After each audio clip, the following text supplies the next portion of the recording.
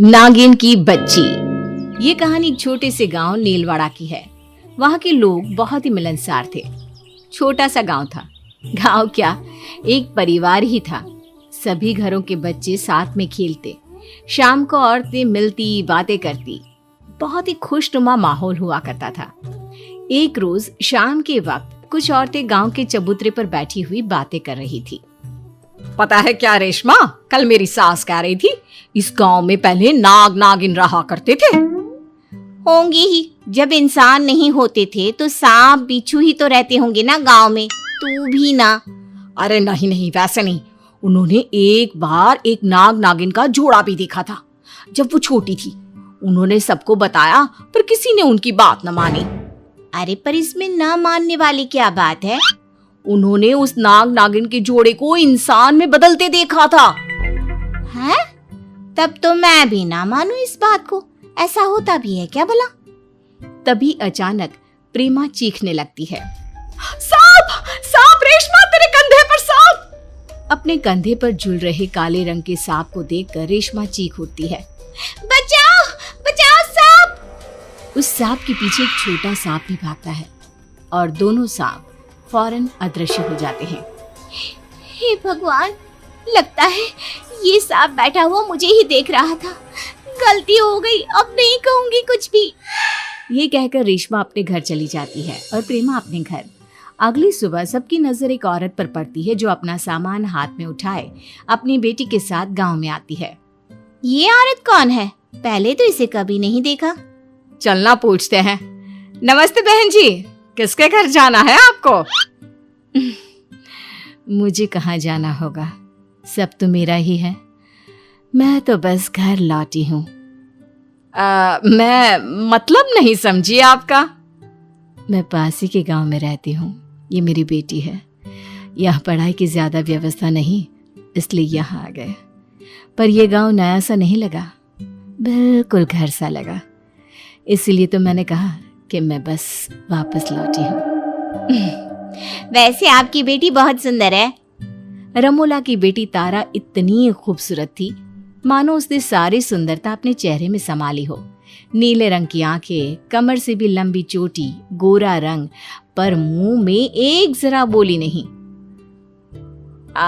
बच्ची बोलती नहीं है क्या? हाँ, तारा बोल नहीं सकती, बेजुबान है। ये तो बड़े दुख की बात है। बेटी जरा मुंह खोलकर जबान दिखाना तो।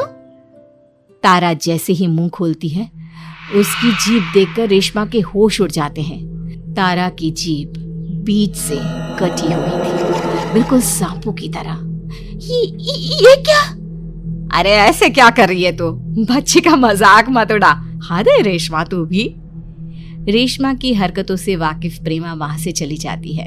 उसी रात रेशमा का पति रात को अपने कमरे में सो रहा होता है। उसकी चीख की आवाज से उसकी पत्नी भागते हुए कमरे में आती है।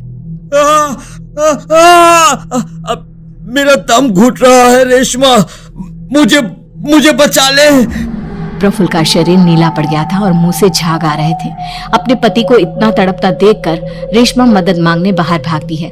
पूरा गांव उसके घर के बाहर जमा हो जाता है। ये काम तो किसी सांप का लगता है, आ गया होगा कहीं से। होंठ पूरा नीला पड़ गया है प्रफुल्ल भैया का। अरे इस गांव में किसी को जहर निकालना आता है क्या? तारा कुछ मदद कर सकती है, आप लोग इजाजत दे दो, पर कमरे में और कोई नहीं होना चाहिए। तारा प्रफुल्ल के पास जाती है और प्रफुल्ल के शरीर का सारा जहर चूस लेती है। मेरा जहर वापस बस मैं ही ले सकती हूँ।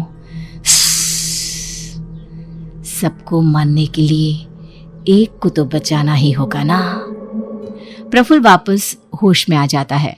तारा और रमोला को गांव वाले बहुत मानने लग जाते हैं और सब कुछ सही लग रहा होता है कि गांव के नदी के किनारे एक बच्चे की लाश गांव वालों को मिलती है जिसका शरीर जहर से नीला पड़ चुका था।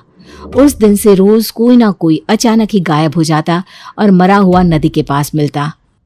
अरे ये सिलसिला तो खत्म होने का नाम ही नहीं ले रहा। आखिर ऐसा कब तक चलेगा? मुझे याद है जिस दिन मेरी सास ने मुझे नागों के बारे में बताया था, उसी दिन से ये सब शुरू हुआ है। मुझे तो तारा पर ही शक है। जीभ देखिए उसकी, हो सकता है वही लोगों के शरीर में जहर छोड़ती होगी। गांव वाले अब रमोला की निगरानी करने लगते हैं और वो देखते हैं कि प्रेमा की सास तारा से मिलने जाती है और उसका आधा शरीर नाग का बन जाता है। माँ तुम आ गई, मुझे तुम्हारे साथ रहना है माँ। चिंता मत कर मेरी बच्ची, तू नाग रानी की बेटी है। इस पूरे गांव को खत्म करना है तुझे। मेरा विष तो उम्र के कारण खत्म हो गया, तुझे इस गांव वालों से बदला लेना है, फिर यहाँ की रानी होगी तू। हमारे सर्प समाज के लोग वापस यहाँ आ सकेंगे। तेरी सास तो नागिन निकली प्रेमा, ये सब क्या राज है? अरे पता नहीं, पर माँ जी नागिन नहीं हो सकती। उसका राज तो माँ जी के कमरे में ही छिपा होगा। चारों मिलकर प्रेमा के घर लीला के कमरे में जाते हैं, जहाँ अलमारी से किसी की आवाज आ रही थी। प्रेमा अलमारी का दरवाजा खोलती है तो अंदर लीला होती है।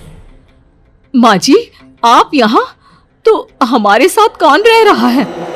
नागरानी, याद है तुझे? कुछ महीने पहले मैं खो गई थी।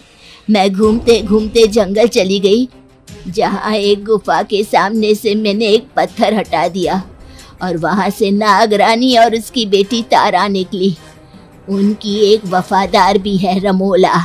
उसने मेरा रूप लिया और मुझे मेरे ही घर में बंद कर दिया। इन सब से निकलने का क्या उपाय है चाची? उसी जंगल में हमें वापस जाना होगा और पत्थर से फिर से जैसे ही गुफा बंद होगी, मरे हुए सभी लोग वापस आ जाएंगे और तारा, उसकी माँ और रमोला गायब हो जाएंगी। सब वैसा ही करते हैं जैसा लीला ने बताया और वही होता है। नीलवाड़ा फिर से खुशहाल हो जाता है। इस हादसे के बाद रेशमा को नाग नागिन पर भरोसा हो ही जाता है।